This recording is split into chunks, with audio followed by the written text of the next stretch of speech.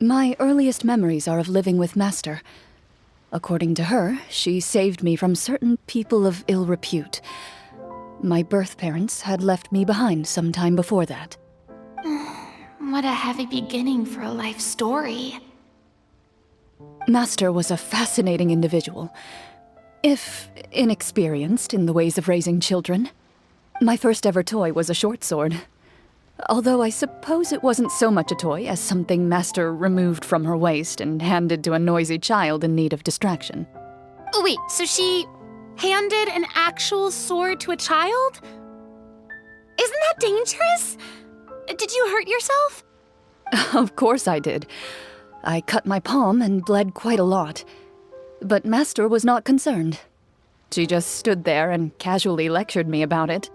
"See, that's what you get for not holding the sword properly," she told me.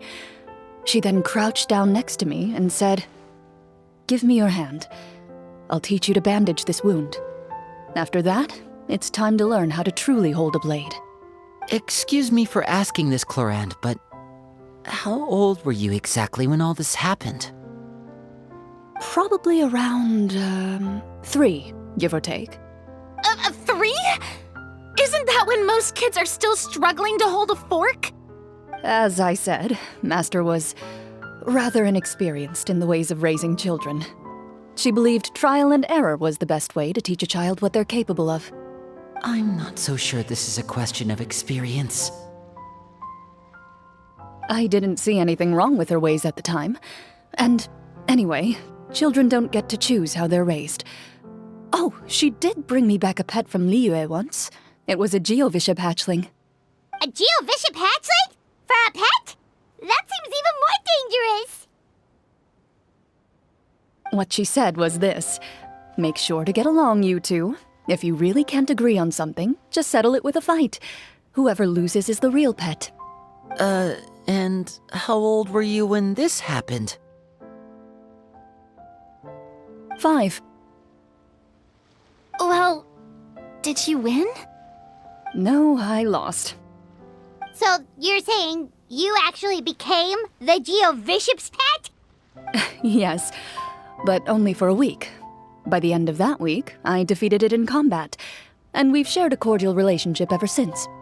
That really doesn't sound like the kind of childhood someone should have.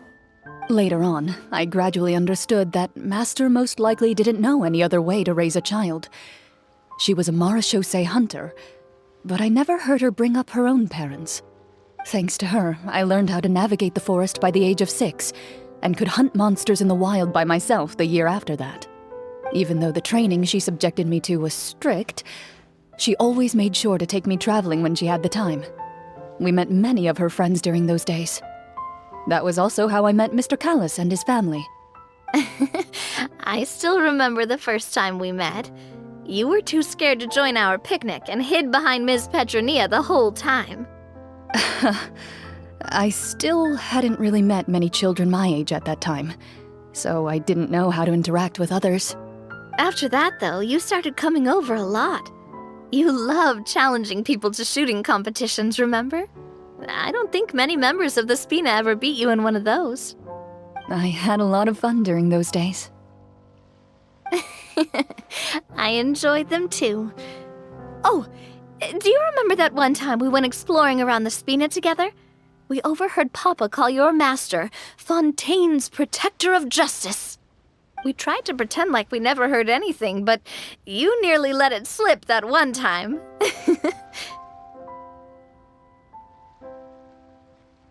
Protector of Justice? Oh, wait, you mean that vigilante hero from 20 years ago? The one who was always active at night? Yep, that would be her. She often would put on a black cloak and go out at night. I never knew where she went or what she was doing. Until, like Navia said, we overheard the truth from Mr. Callis that night. 20 years ago, huh? I still remember the guards leaving all kinds of witness reports about her on Nervalette's desk. My apologies. Oh, there's no need to apologize. You had nothing to do with it. And anyway, everything she did was for a good cause. Although, calling herself the protector of order was a bit much, especially when she deliberately operated outside the law. Huh? When did the protector of justice become the protector of order? Oh, she had a bunch of code names. I heard she would just come up with a name on the spot whenever she was asked. Later on, she probably got sick of answering those questions and decided to stick to just two: the protector of justice and the protector of order. That sounds like her, all right. I bet she forgot which of the two she'd use by the time she got back each night. Well, she certainly sounds like a fascinating individual. With her strong sense of justice, it's no surprise her student followed in her footsteps. It's true. I always wanted to become like her. Someone powerful, independent, and with a strong sense of conviction. But...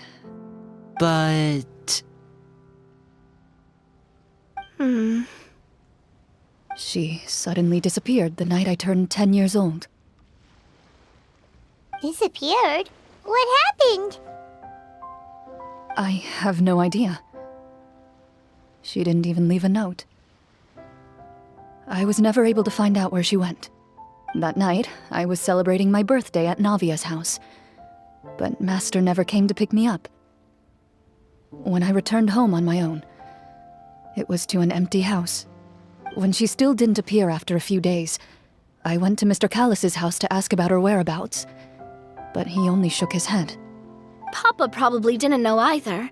I know he sent a few people to investigate the matter in secret, but they never found any credible leads. Don't worry, I understand. To be perfectly honest, given Master's personality and way of doing things, it all made a lot of sense. If I had to guess, I'd say she probably used it as an opportunity to force me to become independent. Just like how, when a litter of kittens reaches a certain age, the mother willingly leaves them behind. Were you upset, Clorinde?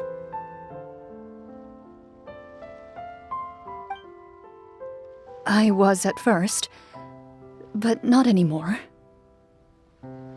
I don't believe Master would suddenly disappear for no reason. There must have been something she just had to do. Well, despite everything, you still managed to follow in her footsteps and become the greatest champion duelist in all of Fontaine. You're practically a living symbol of law and justice. I suspect my position would be far too by the books for her. Master always did whatever she pleased. But you're right. I suppose I do take after her in some ways. Who knew Clorinde had such an interesting past? I never had the chance to ask her about it before. And I wonder, if Clorinde's master were the champion duelist back then, would that duel against Mr. Callus have gone differently? Oh no. Judging by the atmosphere, Clorinde and Navia are probably thinking something similar. The mood just got super awkward all of a sudden. Well, anyway. Would you look at the time?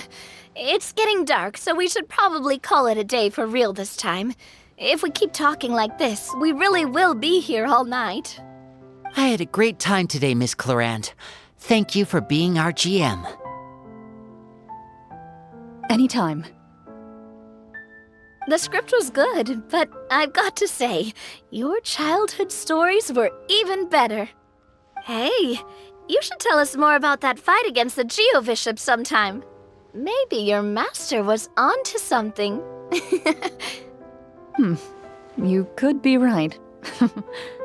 What does she mean, onto something?